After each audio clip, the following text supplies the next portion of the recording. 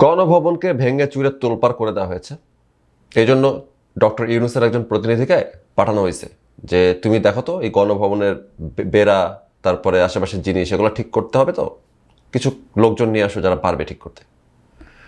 তো ডক্টর ইউনূসের এই সহকারী গেলেন, গিয়ে 3জন মানুষকে নিয়ে আসছেন যাদের এরকম ব্যবসা আছে, যারা চাইলে একটা ভাঙা জিনিস ঠিক করে দিতে পারে। একজন আসছেন, উনি আসছেন নোয়াখালী থেকে, একজন আসছেন, একজন রাজশাহী থেকে আসছেন, একজন বরিশাল থেকে আসছেন। এখন প্রথমে ওদেরকে নিয়ে এসে গণভবনটা দেখাচ্ছেন উনি, যে দেখেন তো কয় টাকা লাগতে পারে। তো বরিশালের ভদ্রলোক অনেকক্ষণ ধরে ঘোরাঘুরি করলেন, চারপাশে কিছু মাপটাপ নিলেন, নিয়ে টেয়ে বললেন যে এটা আমি 90 লাখ টাকা করে দিতে পারবো। তখন ইউনূসের সহকারী জিজ্ঞাসা করতেছেন যে কেমনে, হিসাবটা কি, 90 লাখে কেমনে করবেন? ও বললো যে এই যে আমার লাগবে 40 লাখ লাগবে জিনিসপাতি কিনতে, 40 লাখ লাগবে মানুষজনকে টাকা দিতে হবে যারা কাজ করবে, আর 10 লাখ আমার লাভ লাভ থাকবে আর কি। তারপরে যে বেচারা রাজশাহীর, উনি অনেক ঘোরাঘুরি করলেন, মাপামাপি করলেন, কইরা অ্যাসেসমেন্ট চাইলেন ওনার কাছে, ডক্টর ইউনূসের সহকারী, যে কয় টাকা লাগবে বলেন তো। উনি বললেন যে আমাদের কোম্পানি আপনার এটা দিতে পারবে 70 লাখ টাকায়। তখন ইউনূসের লোক জিজ্ঞাসা করতেছেন যে ব্রেকডাউনটা কি। রাজশাহীর ভদ্রলোক বললেন যে আমার লাগবে 30 লাখের মতন জিনিসপাতি কিনতে, 30 লাখের মতন দিতে হবে আমার লোকজনকে, আর 10 লাখ হচ্ছে আমার প্রফিট থাকবে। এগুলো শোনার পরে নোয়াখালীর ভদ্রলোকের দিকে তাকায় 3টা অফার তো জানতে হবে ডক্টর ইউনূসের লোককে, তারপর না তিনি সিদ্ধান্ত নিতে পারবেন। উনি জিজ্ঞাসা করলেন যে আপনার কি মতামত, আপনারা কয় টাকা নেবেন? তখন নোয়াখালীর ভদ্রলোক কিছুক্ষণ চিন্তা করে বললেন যে আমরা আসলে এই কাজটা 1,15,00,000-এর মধ্যে করে ফেলতে পারবো, মাপামাপির কোনো বালাই নাই। তো ডক্টর ইউনূসের সহকারী তো অবাক হয়ে গেলেন যে কি ব্যাপার, ওনারা এত মাপামাপি কইরা কইলেন 70 লাখ, 90 লাখ, আপনি কইতেছেন 1,15,00,000 লাগবে, ঘটনা কি? তখন নোয়াখালী বললেন যে একটু সাইডে আসেন। উনাকে বললেন যে দেখেন, আপনি আপনার লাভ থাকবে 15 লাখ, আমার লাভ থাকবে 10 লাখ, আর বাকি কাজটা আমরা চাইলে বরিশালের ভদ্রলোকদের করে ফেলতে পারি, কোয়ালিটি ওয়ার্ক হইল। আর যদি আপনার এটা পছন্দ না হয় আইডিয়াটা, তাহলে আপনার লাভ থাকবে 25 লাখ, আমার লাভ থাকবে 20 লাখ, আমরা রাজশাহীর ভদ্রলোককেও করে ফেলতে পারি। রাজি আছেন নাকি? চিন্তা করেন ডিলটা কে পাইছে। ডিল পাইছে ওই লোক যে আপনারা বেচা দিল জিনিসটাকে। এখন দেখেন এন্ড গেমের আইডিয়াটা হচ্ছে অনেকটা এরকম। একটা জিনিস খেয়াল করে দেখেন, এই যে একটা ফাতরা জোকস আপনাদেরকে বললাম, সেই জোকসের মধ্যে ঘটনাটা কি হয়েছে, যে আপনি চাইলে এমন একটা মানুষ হতে পারেন যার ধান্দা হচ্ছে যে গণভবনটাকে ঠিক করতে হবে, মেরামত করতে হবে। তাহলে আপনার ধান্দায় থাকবে যে আপনি ওই যে 70 লাখ টাকার জিনিস চিন্তা করবেন। এদিকে আরেকজন অপরচুনিস্ট, সে মনে করবে যে গণভবন তো ঠিক করতে হবেই, সেটা তো ঠিক করবই, কিন্তু আমরা পাশাপাশি অন্যান্য কেন জিনিস তুলে নেব না। তো সে, আপনি হতেছে সে হয়তো লোকটা খারাপ, কিন্তু সে কিন্তু একটা ভিশনারি। দেখেন, সে একটা জায়গা থেকে 2টা জিনিস বের করতেছে, সে দুর্নীতি করতেছে, কিন্তু সে দুর্নীতি যে করা যায় এই আইডিয়াটা বের করছে।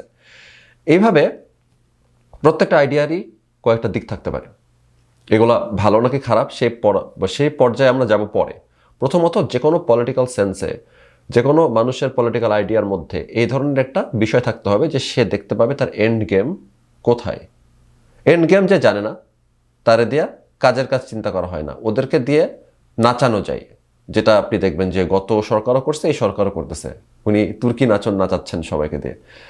কিভাবে নাচানো যায় দেখেন, আপনি রিয়াক্ট করেন কোনগুলোতে সবচেয়ে বেশি, যেটা আজকে হয়েছে, এবং রিয়াক্ট করেন সেগুলো না যেটা কালকে হবে। মনে করেন যে এই গত 1 বছরে যত ধরনের বাংলাদেশের আইন শৃঙ্খলা বাহিনী 71-এর পরে এরকম টাইপের অবনতি জায়গাতে ছিল, তারপরে এই সময় এরকম জায়গা হয়েছে যেখানে 1 বছরে এতগুলা ক্রাইম, এতগুলা ল অ্যান্ড অর্ডার বলে কিছু নাই, মানুষ মানুষকে মেরে ফেলতেছে, বাজার টাজার ভেঙে দিচ্ছে, হিন্দুদের উপর অ্যাটাক করতেছে, র্যান্ডম ছিনতাই হচ্ছে, গাড়ির গ্লাস খুলে নিয়ে চলে যাচ্ছে, রিক্সা চুরি করতেছে, গাড়ির টায়ার খুলে নিয়ে যাচ্ছে। মানে এক একটা কোনো মাত্রার অপরাধ নয় যেটা হচ্ছে না, প্রচুর পরিমাণে খারাপ জিনিসপাতি হচ্ছে। এবং আপনি এন্ড গেম যার মাথায় নাই, তারা তো প্রচণ্ড বিরক্ত, তারা এগুলো থেকে মুক্তি চায়। কিন্তু সমস্যা হচ্ছে যে আমরা যে মুক্তি চাই, আমরা যেটা ভালো পৃথিবী চাই, এই ভালো পৃথিবী চাওয়ার যে ট্রেড অফ আছে সেটার দিকে আমরা তাকাইতে চাই না। যেমন ধরেন যে বাংলাদেশ স্বাধীন হোক, একটা স্বাধীন বাংলাদেশ আমরা চাই, এরকম একটা সিচুয়েশন ছিল দিন দিন এটাকে এসকেলেট করতে করতে 70-এর শেষের দিকে সবাই নিশ্চিত যে আমাদের একটা নিজেদের দেশ লাগবে, এই আর হচ্ছে না। প্রথমে অনেকের মধ্যে আইডিয়াটা একটু একটু করেছিল, পরে সবাই নিশ্চিত, পুরো বাংলাদেশ একমত যে আমাদের একটা নতুন দেশ লাগবে, এই পাকিস্তানের সাথে থাকা যাচ্ছে না। এখন দেখেন, এই যে একটা ভালো জিনিস আমরা চাচ্ছি যে আমাদের দেশ হলে তো ভালোই হয়, এটা কিন্তু ট্রেড অফ আছে। ট্রেড অফটা হচ্ছে আমাদের অনেক ক্ষতিও হবে। সো আমাদের এন্ড গেমটা মুক্তিযুদ্ধের আগে, পূর্ব পাকিস্তানের এন্ড গেম রাজনৈতিক দলগুলোর, আওয়ামী লীগের অনেক বামপন্থী লোকজনের অনেকেরই এন্ড গেম হচ্ছে আমাদের একটা স্বাধীন দেশ লাগবে। এবং এই এন্ড গেমটাতে পৌঁছাইতে হইলে আপনাকে ট্রেড অফগুলো আগে থেকে জানতে হবে এবং জেনে শুনে আপনাকে সিদ্ধান্তটা নিতে হবে যে ওকে, আমাদের ক্ষতি হবে, পাকিস্তান তো আর বসে থাকবে না, পাকিস্তান আমাদের লাখ লাখ মানুষ মেরে ফেলতে পারে, আমরা তারপরেও স্বাধীন হইতে না পারি, তারপরও আমরা ফেইল করতে পারি, তারপরও বাংলাদেশ স্বাধীন নাও হইতে পারতো। এমন হইতে পারতো যে পূর্ব পাকিস্তানের ওপরে এমন অ্যাটাক করলো 25শে মার্চ থেকে 13 এপ্রিল পাকিস্তানি সেনাবাহিনী যে আমাদের আর কোনো দাঁড়ানোর জায়গায় হইল না, আমাদেরকে এমন অ্যাটাক করা হইলো যে পুরা মুক্তিযুদ্ধ ওখানে শেষ হয়ে গেল, সব বাঙালি সেনাবাহিনীকে ওইখানে মেরে ফেলতে সক্ষম হইলো, যেটা ওরা পারে নাই করতে। যদি এরকমটা হইতো যে ওই দিনই সমস্ত আওয়ামী লীগের নেতা এবং সমস্ত বাঙালি সৈন্য এবং অফিসারকে মেরে ফেলছে, তাহলে কিন্তু আমাদের আর বাংলাদেশ হইতো না, এখনো আমরা পশ্চিম পাকিস্তান আর পূর্ব পাকিস্তানি হয়ে থাকতাম, বাই দ্য ওয়ে। এখন পয়েন্ট হচ্ছে যে এটা একটা পসিবিলিটি কিন্তু ছিল। ইতিহাস এখন আমরা জিতে গেছি, আমরা আমাদের দেশ পেয়ে গেছি, তাই এটাকে এত অবভিয়াস মনে হইতে পারে, কিন্তু আপনি চিন্তা করে দেখলে বুঝবেন যে এটা একটা ভালো পসিবিলিটি ছিল যে হইতে পারে আমাদের বাংলাদেশ হবে না এবং তখনও 30 লাখ লোক মরতো।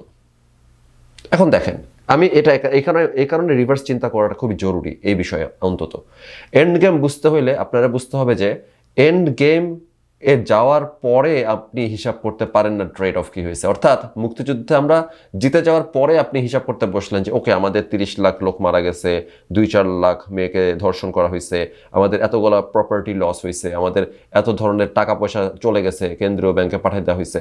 সো আপনি মুক্তিযুদ্ধ শেষ হয়ে যাওয়ার পর হিসাব করতে বসতে পারেন না। এন্ড গেম যে চিন্তা করবে তাকে চিন্তা করতে হবে আগে, অর্থাৎ 70-এর ডিসেম্বরে তাকে চিন্তা করতে হবে যে আচ্ছা ঠিক আছে, আমরা তো জিতলাম, ক্ষমতা তো জীবনও দিবে না, আমাদের বাংলাদেশই করতে হবে, পাকিস্তান শাসন করার চিন্তা করে লাভ নাই। এটা যে চিন্তা করছে তাকে একই সাথে এটাও চিন্তা করতে হবে যে যেই মুহূর্তে আমরা চেষ্টা করব বাংলাদেশকে নিজেদের করে একটা দেশ পাওয়ার মতো, একটা দেশের জন্ম দেওয়ার মতন চিন্তা যে মুহূর্তে আমরা শুরু করব, ওই মুহূর্তে আমাকে এটাও মেনে নিতে হবে যে 30 লাখ লোক মারা যাবে, 4 লাখ মানুষকে ধর্ষণ করা হবে, অসংখ্য জায়গাতে অসংখ্য মানুষের লুটপাট, অগ্নিসংযোগ হবে, অর্থনৈতিক দুরবস্থা, মন্দা যাবে, আইন শৃঙ্খলা ভেঙে পড়বে, এবং তারপরেও আমরা বাংলাদেশ হয় পাবো, না হলে নাও পাইতে পারি। ক্যাচটা এখানে, বাংলাদেশ তাও স্বাধীন নাও হইতে পারে, কিন্তু আপনি এন্ড গেমটা ঠিক করছেন যে আপনার একটা স্বাধীন দেশ দরকার। ইম্পর্টেন্সটা বুঝেন।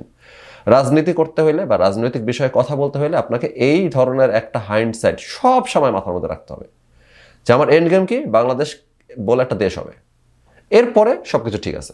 আপনি জানেন আপনি কোথায় যেতে চাচ্ছেন। এরপরে ধরেন 71 সালে বাংলাদেশে মুক্তিযুদ্ধে হেরে গেছে, পাকিস্তান জিতে গেছে, 30 লাখ লোকও মরলো, 4 লাখ মানুষও ধর্ষিত হইল, বাংলাদেশ স্বাধীনও হইল না। এখন আপনি কি বলবেন যে এসব বালের বিপ্লব কেন করলা তোমরা, কিছু তো পাইলা না? না, ও ঠিক কাজ করছে। এরপরে সে আবারও 90 সালে চেষ্টা করবে, তখন আবারও 30 লাখ লোক মরবে, আবারও 4 লাখ মানুষ ধর্ষিত হবে, আবার অনেক জায়গাতে অগ্নিসংযোগ হবে, তারপর হয়তো আবার হেরে গেছে, পাকিস্তানে জিতে গেছে, এখন ইস্ট পাকিস্তান ওয়েস্ট পাকিস্তান আছে। তো কি সে ভুল কাজ করছে? না, সে ঠিক কাজই করছে, পারে নাই। তারপরে সে 2010 সালে আবার চেষ্টা করবে। এটা হচ্ছে পয়েন্ট। এন্ড গেম যার ঠিক আছে, সে জানে যে মাঝখানে কোটি কোটি লোক মরে গেছে, কোটি কোটি জায়গা ধ্বংস হয়েছে, এগুলো সে চায় নাই, এগুলো সে করে নাই। কিন্তু মুক্তিযোদ্ধারা কি আর 30 লাখ লোক মারছে? তা তো মারে নাই, সেটা চায় নাই সে। কিন্তু প্রসেসটা এইটা যে তার ইচ্ছা হচ্ছে সে দেশ স্বাধীন করবে। আমি দেশ স্বাধীন করার কথা বললে যদি পাকিস্তান আমাকে গুলি করে মেরে ফেলে, তাই বলে কি আমি বলবো না এই কথা? যে কোনো বিপ্লব করার কথাই বলেন বা যে কোনো বড় রাজনৈতিক শিফটের কথাই বলেন, এই এন্ড গেম দেখতে পাওয়াটার জন্য খুবই ইম্পর্টেন্ট। আপনি ধরেন যে এই যে 90 সালে মানুষজন বললো স্বৈরাচারকে নামাইতে হবে, একটা গ্র্যাজুয়াল এক জায়গাতে আসছিল, কি হইতো যদি স্বৈরাচার না নামতো? মানুষগুলো তো ঠিকই মারা যেত, 150 জনের মতন মানুষ মারা গেছে না? তাই বলে কি এটা একটা খারাপ জিনিস হইতো? তখন কি আপনি ওদেরকে যা বলতে যাই, বেটারা তোরা শুধু শুধু গ্যাঞ্জাম করলি, 150টা মানুষ মরে গেল, কি করলি তোরা? এটা তো ওর দোষ না, ও তো 150টা লোককে মারে নাই। যারা মারবে তাদের চেহারা খুইলা দেখাইছে যে ওরা কিন্তু 150 লোক মেরে হলেও ক্ষমতা থাকতে চায়। এবং দেখেন কতগুলো জায়গা আছে যেগুলোতে আপনি কখনোই ভবিষ্যৎ দেখতে পাবেন না, আপনি শুধু দেখতে পাবেন এন্ড গেম।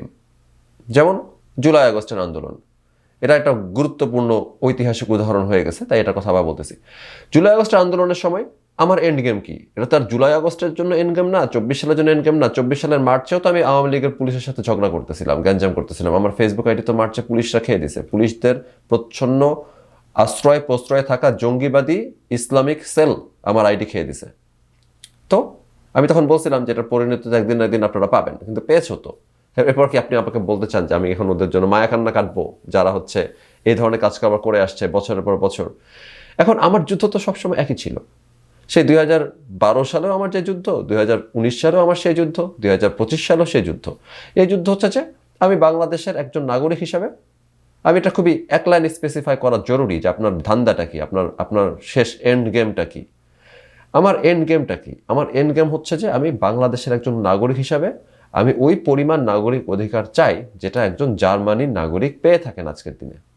একজন জার্মানির নাগরিকের যদি মোবাইলটা চুরি হইলে তিনি থানায় গিয়ে যদি একটা ভালো কথা শুনতে পান যে ঠিক আছে আমরা মোবাইল খুঁজে দেখবো এবং চেষ্টা করে প্রশাসন, আমি সেই অধিকার চাই। একজন জার্মানির নাগরিক যদি রাতের বেলায় রাত 3টার সময় যদি খালি গায়ে হেঁটে বেড়ায়, তাকে যদি কেউ একটা গালেও দেওয়ার সাহস না পায়, সেটা যদি একজন জার্মানির নাগরিক উপভোগ করে, আমি সেই নাগরিক অধিকার চাই। আমি চাই যে জার্মানিতে যদি একজন মানুষকে আপনি কোনো কারণে একটা থাপ্পড় মেরে বসেন এবং সে যদি কোর্টে যায়, তাহলে আপনার একটা শাস্তি হবে। এমন না যে থাপড়াথাপড়ি হয়েছে কিছুই হয় না পৃথিবীতে, এরকম হবে না। আমি চাই যে একটা জিনিস মানে প্রত্যেকটা জিনিস একজন জার্মানির নাগরিক যে ধরনের নাগরিক অধিকার এবং সেবা পায়, হাসপাতালে গেলে, পুলিশের কাছে গেলে, রাস্তাঘাটে হাঁটার সময়, তার সাথে কেউ চুরি করলে, চামারি করলে, অন্যায় করলে, ভোট দেওয়ার ক্ষেত্রে যে অধিকারগুলো জার্মানির একজন নাগরিক পায়, আমি একজন বাংলাদেশের নাগরিক হিসাবে আমি সেটাই চাই। আমি অতটুকুই চাই। আমি এখন এর থেকে কম নিব? আমি বাংলাদেশি বলে কি আমার জীবনের দাম কম? আমি বাংলাদেশি বলে কি আমাকে মানে আপনি কম দিবেন কেন? আমি বলতে পারেন যে আমাদের কালচার টালচার বলে লাভ নাই, চেঞ্জ করতে হবে। এটা তো পয়েন্ট। এন্ড গেম যেখানে, সেখানে সারা দেশ শিফট করবে। তো আজকে বাংলাদেশের পুলিশের রিসোর্স নাই, কালকে হবে। কিন্তু আপনি যদি না জানেন যে আপনি কি চান, এই দেশের ভেতর থেকে আপনার শেষ কোন জায়গাটাতে দেখতে চান দেশটাকে, তাহলে তো আপনি রিসোর্স পাইলেও কিছু করতে পারবেন। আজকে যদি পুলিশ ফোর্সকে আপনি উন্নতি করতে বললেন, ধরেন যে পুলিশকে উন্নতি করেন, তাহলে না জার্মানির মতন সাপোর্ট পাবেন। ধরেন যে কোনো একজন ইলন মাস্ক এসে বললো কি আচ্ছা বাংলাদেশের পুলিশের জন্য আমি $2 বিলিয়ন দিলাম, তোমরা উন্নত হয়ে যাও। এই $2 বিলিয়ন দিয়ে আপনি 10 বছর পরে দেখবেন কি জানেন, $2 বিলিয়ন বাংলাদেশের পুলিশের হয়তো অনেকগুলো বিল্ডিং বাড়ছে, জামা কাপড়গুলো চকচক করতেছে, কিন্তু তারা সে আগের মতোই খাসটা আচরণ করতেছে। কারণ কি? আপনার তো ভিশন নাই। ভিশন না থাকলে, যেমন আমি বললাম আমার ভিশন কি, জার্মানির মতন আমি নাগরিক অধিকার পাবো। সুতরাং আমাকে যদি $2 বিলিয়ন দেন, আমি ওই দিকেই টাকাটা লাগাবো কাজে। যদি 200 টাকা দেন, ওই 200 টাকা আমি ওইদিকে কাজে লাগাবো। বাংলাদেশে যারা রাজনীতি করতেছেন তাদের ভিশনটা কি? যদি বিএনপিকে জিজ্ঞাসা করি, যদি বিএনপি ভাই আপনি কি চান করতে, ও অনেক কিছু বলবে, বহুদলীয় গণতন্ত্র, রাজনীতি, সবার। এর অর্থটা কি? মানুষের মানে এটাকে ট্রান্সলেট ইনটু পিপলস লাইভস। মানুষ যে আজকে যে একটা সাধারণ মানুষ, একটা শ্রমিক যে কাজ করতেছে, সে কি পাবে? তাকে কি পাইতে দেখতে চান আপনি? সেটার উপরে ভিত্তি করে কি আপনি কাজ করতেছেন না। কিন্তু আমাকে যদি জিজ্ঞাসা করেন, বলবো যে জার্মানির একজন শ্রমিক যতটুকু অধিকার পায়, আমার বাংলাদেশের শ্রমিক অতটুকু অধিকার পাবে। যেখানে পাচ্ছে না ওখানে কাজ করতে হবে। না, আমি এসব জানি না আমাদের রিসোর্স কম কি বেশি। আমি ওই ইকুয়াল রাইট চাই। একটা উন্নত বিশ্বের একজন শ্রমিকের যে অধিকার, আমার শ্রমিকের সেই অধিকার থাকতে হবে। উন্নত বিশ্বের একজন ধনীর যে অধিকার, আমার দেশের ধনীও সেই অধিকার পাবে। প্রথম কথা হচ্ছে যে এই এন্ড গেম যার নাই, তার কথা শুনে লাভ নাই। যেমন আওয়ামী লীগের লোকজন এক ধরনের কথাবার্তা বলতে চায়, আগেও বলছে। ওদেরকে আমি জিজ্ঞাসা করি যে আপনার ভিশনটা কি? কইব ভিশন 2041। এর অর্থটা কি? আমার দেশের লোককে আপনি কি জায়গাতে দেখতে চান, কি করবে বলে ভাবেন, এবং সেটা কেন রিফ্লেক্টেড ব্যাক হচ্ছে না? যদি তারা বলে যে না না আমরা তো চাই সবাই সমান অধিকার পাই, তাহলে আমি থানায় গেলে কেন এই কথাটা বলে না? কারণ তার লিডার কখনো এই কথা বলে নাই। তার লিডার কখনো বলে না যে আজকে থেকে তোমরা সবাই জার্মান পুলিশ, আজকে থেকে তোমরা সবাই জার্মান নাগরিক, তোমরা এখন থেকে জার্মানির মতন প্রফেশনালিজম নিয়ে কাজ করতে হবে তোমার। তুমি বাংলাদেশি হলে চলবে না আর এখন। মানে আমি বলতেছি কনসেপচুয়ালি বাংলাদেশি, আমি তার জার্মানি মানে দেশের কথা বলতেছি না। কিন্তু এই যে এতটুকু ক্লিয়ার মেসেজ দেওয়ার ভাষার একটা শক্তি আছে। আপনি আমার কথায় রিয়্যাক্ট করেন, কারণ আমার ভাষা আপনাকে জায়গা মতো যে ট্যাপ করে।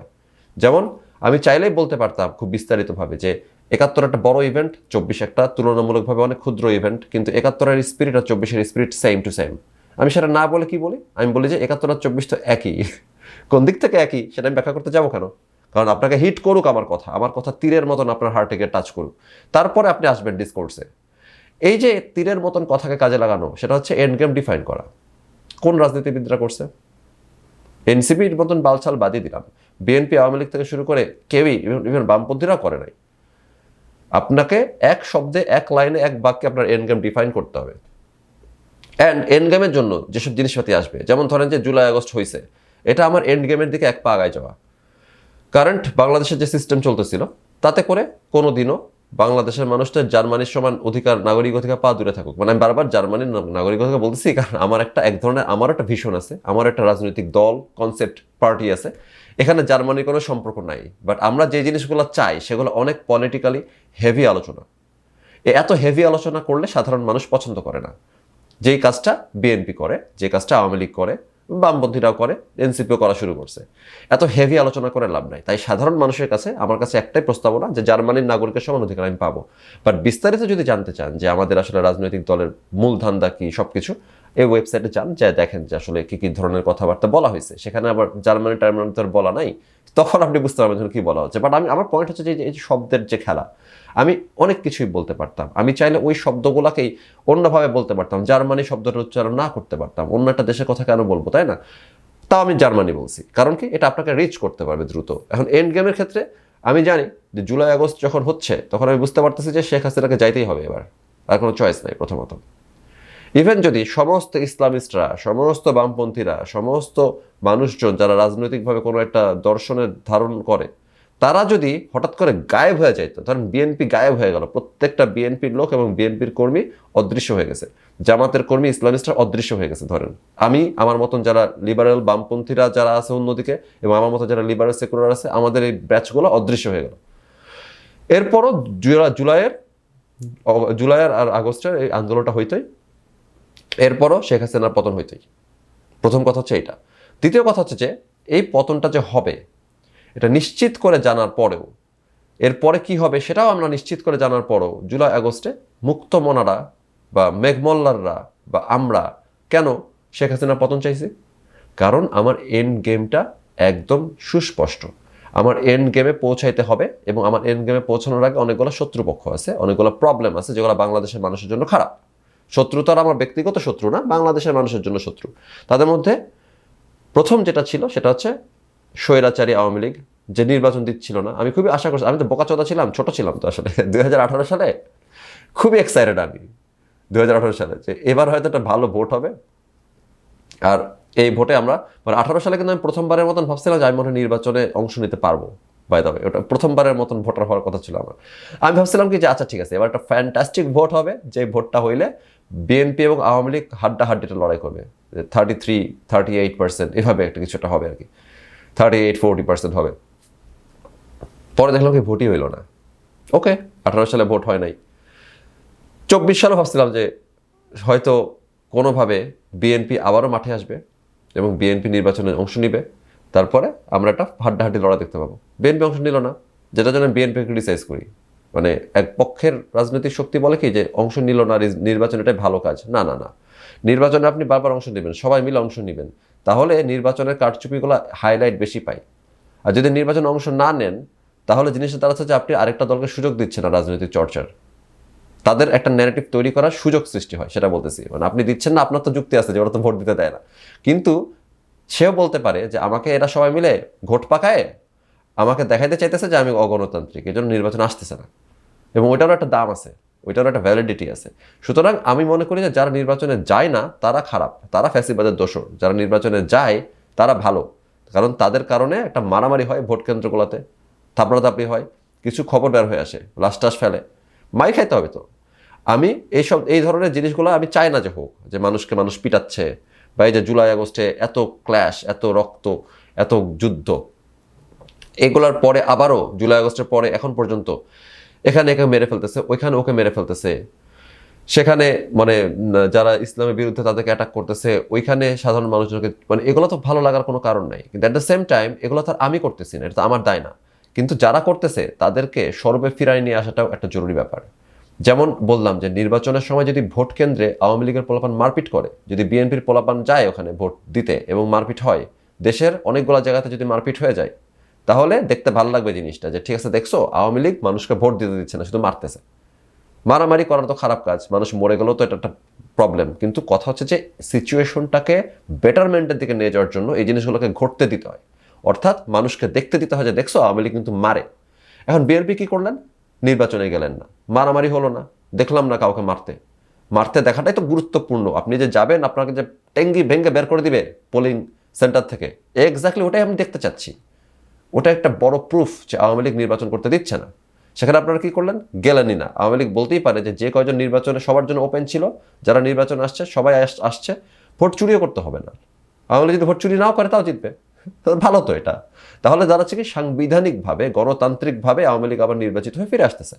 এই জন্য বিএনপিকে দায়ী দিই, এখনও দেই, সবাই ভুলে গেছে এবং অনেকে এটাকে আবার গ্লোরিফাই করার চেষ্টা করতেছে। যেহেতু জিতছে, এখন বিএনপি জেতার চান্সেস বেড়ে গেছে না, এখন সবাই বিএনপির এসে ভুলগুলোকে তারা সঠিক বলে প্রচার করার চেষ্টা করতেছে।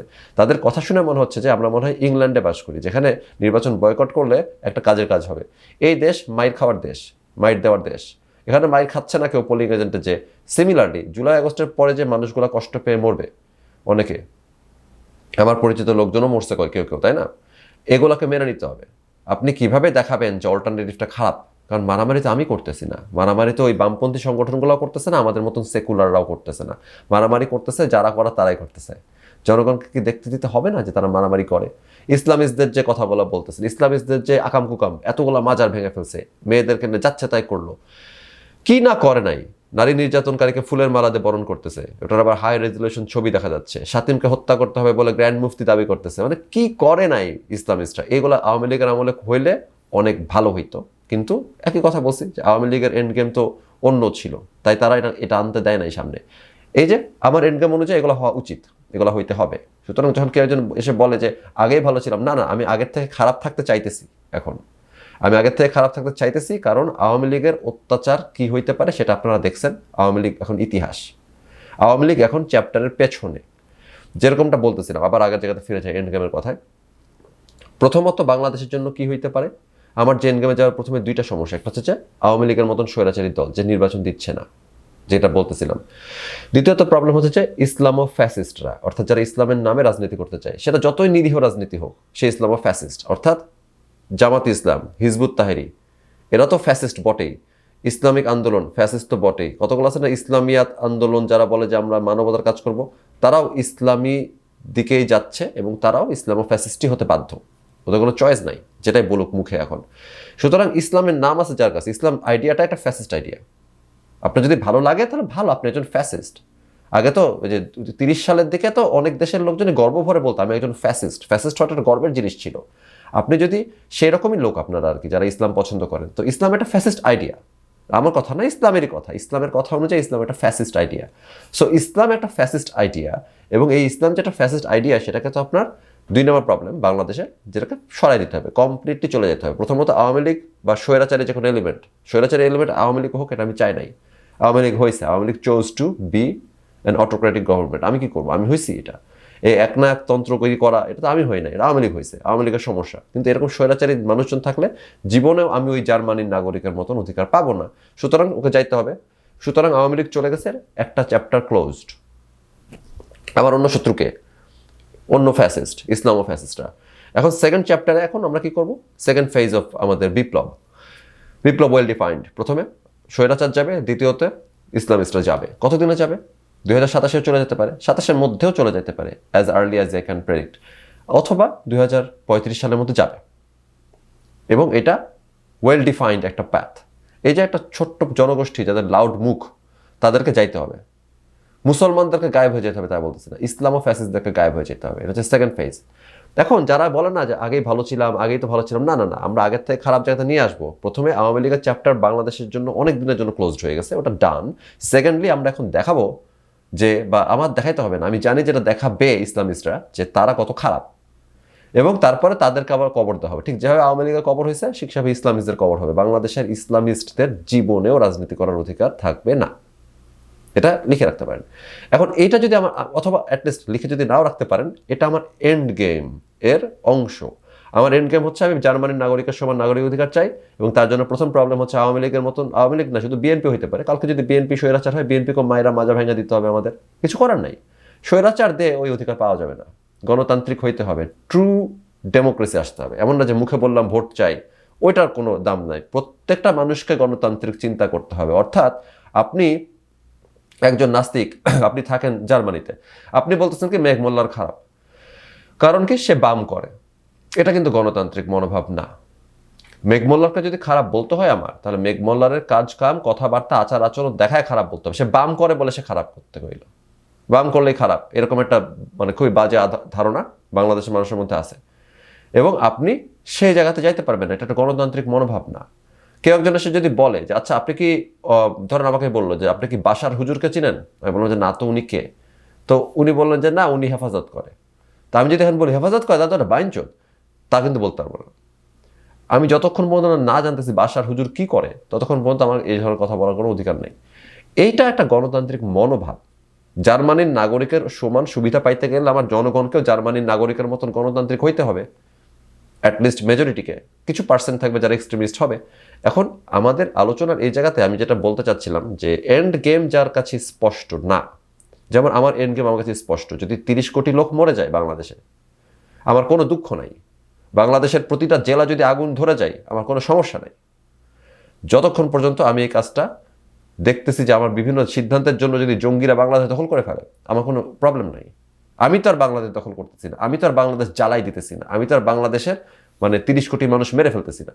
কিন্তু যদি অন্যরা করে, কারণ আমি একটা জার্মানির নাগরিকত্বের মানে জার্মানির নাগরিকের সমান অধিকার চাচ্ছি, তাই যদি ইসলামিস্টরা মানুষকে মারা শুরু করে, আমার কাজ কাম যদি ইসলামিস্টদের অপশন ওপেন হয়ে যায়, তাতে আমার কোনো দুঃখ নাই, এটা কোনো প্রবলেম না, এটা কোনো খারাপ কাজ হয় না, ভালো কাজ হয়েছে। আমরা প্রোগ্রেসের দিকে আগাইতেছি, এতগুলো মানুষ মারা যাচ্ছে, দেশের ক্ষতি হচ্ছে, প্রোগ্রেসের দিকে আগাচ্ছি আমরা। আমরা ওই জায়গাতে আগাচ্ছি যেখানে একসময় আর এই ধরনের এলিমেন্টগুলো থাকবে না। এটা হচ্ছে এন্ড গেমের কনসেপ্ট। আপনার এন্ড গেমটা কি? আপনি বিচলিত হয়ে যান কেন? এক বছরে কি হয়েছে এটা চিন্তা করে কেন আপনি ছটফট করে ওঠেন? এটা নিজেকে প্রশ্ন করতে পারেন। আপনি চিন্তা করে দেখেন যে আপনি কেন একটা ঘটনা, ধরেন গতকালকে ঘটছে এটা, অথবা আজকে একটা ঘটনা ঘটছে, এটাকে নিয়ে আপনি এমনভাবে আটকায় পড়ে থাকেন যেন এটাই সব। আপনার ভিশন কোথায়? 2035 সালে আপনি কি চান? আমার কথা বাদ দিলাম, আমার একটা ভিশন আছে, সেটা আমি বলে দিলাম। আপনার ভিশনটা কি? 2035 সালে বাংলাদেশকে কই দেখতে চান? আছে কোনো? বেশিরভাগ মানুষের নাই, তাই তারা ছটফট করতে থাকে। এই যে গতকালকে অমুক হয়েছে, আজকে সাংবাদিক মায়েরা ফেলছে, কালকে অমুক হয়েছে। হ্যাঁ, হতে থাকবে এগুলা। এগুলো নিয়ে সবসময় সব ধরনের ব্যাটল করতে পারবেন না। এন্ড গেমের আরেকটা আইডিয়া হচ্ছে যে আপনার ব্যাটল আপনি চুজ করবেন, পিক অ্যান্ড চুজ করে ব্যাটল তুলে আনবেন। আমি সাংবাদিক হত্যা নিয়ে লাফালাফি করতে আসি নাই তো এই জন্য আজকে। আমি কি জানি না? আমি প্রত্যেকটা জিনিস জানি, তারপর আমি এটা নিয়ে কথা বলতেছি, ওগুলো নিয়ে কথা বলতেছি না, কারণ আমার এন্ড গেম স্পষ্ট। আপনার নাই এন্ড গেম, তাই আপনি আজকে সাংবাদিক হত্যা নিয়ে কাঁদতেছেন, কালকে মুক্তিযোদ্ধার গলায় মানে মালা পরান হয়েছে এটা নিয়ে কাঁদতেছেন, পরশু হচ্ছে ইসলামিক কি করলো এটা নিয়ে কাঁদতেছেন। এগুলোকে আমি দেখি নাই, দেখছি। এগুলো নিয়ে কথা বলে লাভ আছে? লাভ নাই। কারণ আজকে কি ঘটছে, গত 1 ঘন্টায় কি ঘটছে, গত 3 দিনে কি ঘটছে, আগামী 7 দিনে কি ঘটবে, এগুলো খুবই ছোট ছোট জিনিস। এগুলো নিয়ে কথা বলার মতো সিচুয়েশন এখন আসে নাই। কখন আসবে? যখন জুলাই আগস্টের মতন একটা ম্যাসিভলি কনসেন্ট্রেটেড জিনিস হবে, তখন আবার আমরা সব কিছু নিয়ে লাগবো। কিন্তু এই মুহূর্তে এটা করার কাজ আমাদের না, কারণ আমার এন্ড গেম পরিষ্কার। আপনার এন্ড গেম পরিষ্কার না দেখে আপনি প্রতিদিন প্রতিটা জিনিস নিয়ে লাফালাফি করতেছেন এবং আপনাদেরকে নাচানো যাইতেছে। যে কারণে আমি মনে করি যে আজকের আলোচনা থেকে আপনার প্রথম এবং সবচেয়ে গুরুত্বপূর্ণ কাজ হচ্ছে যে আপনার এন্ড গেমটা কি, আপনি কি দেখতে চান, বাংলাদেশের ভিশনটা এক লাইনে লিখতে হবে আপনাকে। যেমন আমারটা কি, বাংলাদেশের নাগরিক জার্মানির নাগরিকের সমান অধিকার পাইবে, এটা হচ্ছে আমার এক লাইনের এন্ড গেম। আপনি একটা কাগজ কলম নেন, নিয়ে এরকম এক লাইনে লিখে দেখেন তো এন্ড গেমটা কি আপনার বাংলাদেশ নিয়ে। 30টা লাইন লিখতে হলে আপনার এন্ড গেম হয় নাই এখনো। এক লাইনে লিখতে পারলে বুঝতে পারবেন যে আপনি খুঁজে পাইছেন যে কোনটা আপনার এন্ড গেম।